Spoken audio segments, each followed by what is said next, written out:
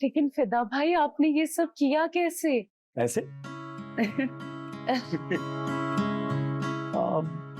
नसीब ही नजर आ रहा, मेरे ख्याल है बाहर होगा, मैं उसे बुला के लेके आता हूँ। नहीं नहीं, आप रुकिए, मैं जाके देखती हूँ। बच्चों से पूछ लो क्या खाएंगे। हाँ भाई बच्चों, बताओ क्या खाओगे? ये लो, मेन्यू आपके सामने है, कुछ भी सिलेक्ट करो। फ्राइज, नगेट्स,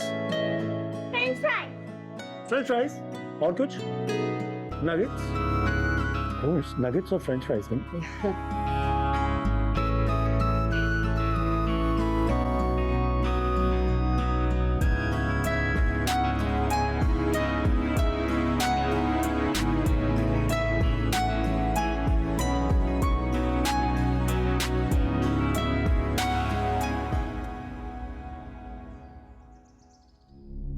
डॉक्टर शम्स आप यहाँ क्यों ले आई हमें? वहाँ एक बहुत अच्छा रेस्टोरेंट था, उसका मेन्यू भी बहुत अच्छा। प्लान भी वहीं का था। भाई देखो, खाना मेजबान की मर्जी का और रेस्टोरेंट मेहमान की मर्जी का। ऑर्डर भी मेहमान की। आ जाओ। वैसे मैं तुम सबको एक साथ देखकर बहुत खुश हूँ। हम आपको कैसे भूल सकते थे भला? मुझे भूलो ना भूलो, लेकिन ये बात जरूर याद रखना कि डॉक्टर बनना कोई आम पेशा नहीं है। मरीज का ख्याल रखने के साथ साथ हमें उनके साथ जो लोग आते हैं उनका भी ख्याल रखना पड़ता है। माँ तो सिर्फ बच्चे को जन्म देती है, लेकिन आम जहनों में जो सोच जिसने इस माशरे को जन्म दिया है वो बहुत खतरनाक है। जी डॉक्टर शम्सा बिल्कुल सही कह रही हैं, इस बात का मैंने भी नोटिस किया है। हम लोग तो बहुत तेजी से तरक्की कर रहे हैं, लेकिन पता नहीं क्यों औरत के मामले में हम लोगों की सोच अभी भी सदियों पुरानी है। और ये ठीक कैसे होगा?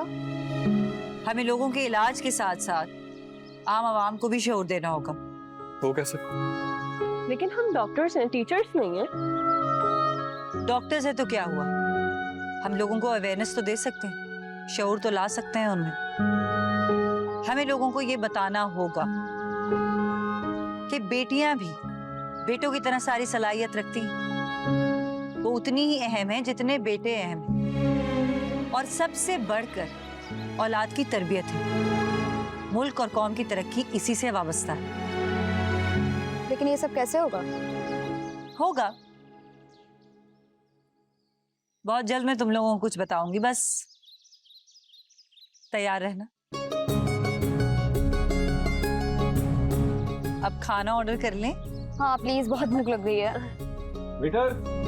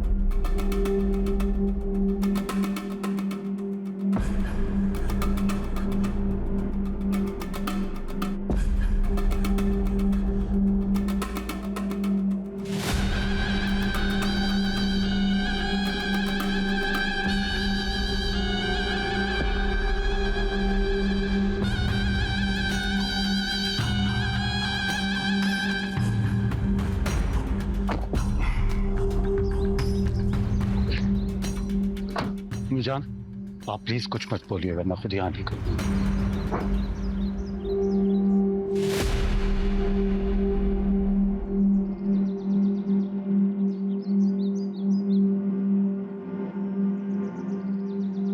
अस्सलाम वालेकुम। बिस्मिल्लाह भाई साहब। अस्सलाम वालेकुम। कहाँ रह गए थे? इतनी देर क्यों लगा दी? वो अब्बा जी, मैंने तुमसे नहीं पूछा। बस बहना। भाई साहब मैं मिली थी उन लोगों से, मगर मुझे लगा कि वो लोग हमारे नस्ब से मुताबिकत नहीं रखते थे, इसलिए मैंने खुद ही मना कर दिया। अच्छा किया। इसलिए मैं कहता हूँ कि पहले तफ्तीश कर लिया करो। मैं कहता रहा कि खानदान का पूछो फिर जाओ, लेकिन नहीं। अब फिदा की शादी का फैसला मेरी जिम्मेदारी है और इसके बीच में कोई नहीं बोले। जी भाई साहब। ठीक है। और ये नसीर किधर मर गया है?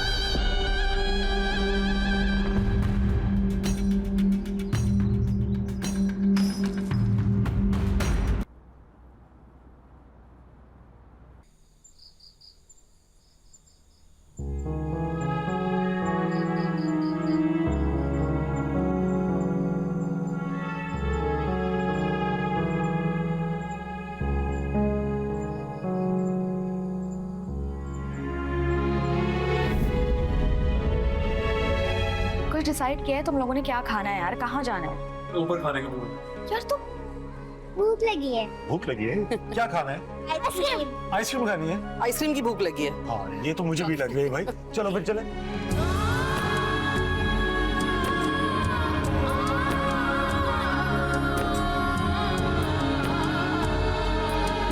चलें डॉक्टर शमसा?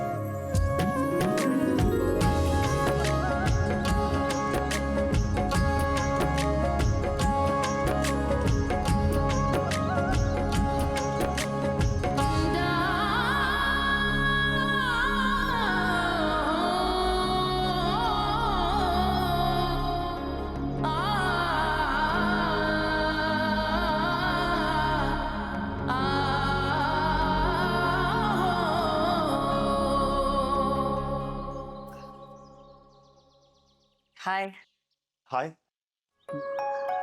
मैं आइए बैठे प्लीज। सॉरी।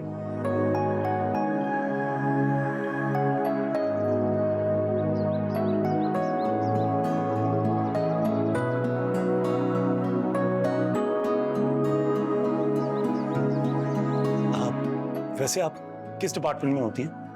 अब मैं गायनी डिपार्टमेंट में हूँ और आप? मैं दिल का डॉक्टर। मेरा मतलब कि मैं दिल के मामलात को बहुत बेहतर देखता हूँ, लेकिन दिल की बात मुझे समझ नहीं आती। मैं समझी नहीं। वो आपको ये नहीं लगता कि हमें यहाँ यूं अकेले नहीं आना चाहिए? क्यों? कोई खतरा है क्या यहाँ? नहीं, मेरा ख्याल है कि हम दोनों को यहाँ एक साथ आना चाहिए, लंच टाइम पे एक साथ लंच करना चाहिए, और जब काम खत्म हो जाए तो छुट्टी भी हम एक साथ करके वापस चले जाए। इससे पेट्रोल की बचत होगी क्या?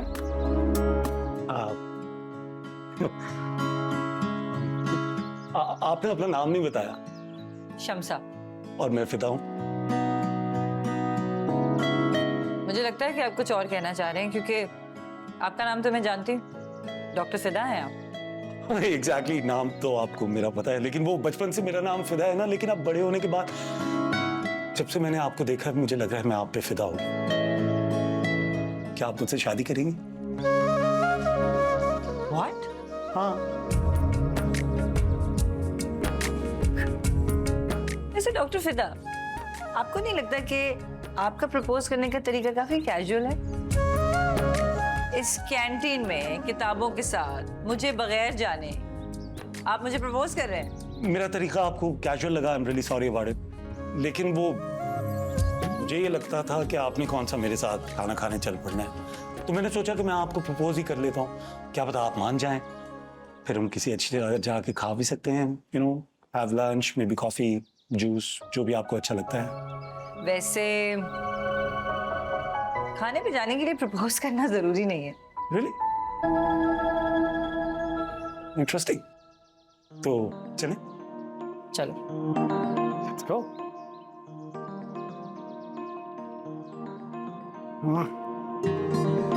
वेटर ये ले जाना।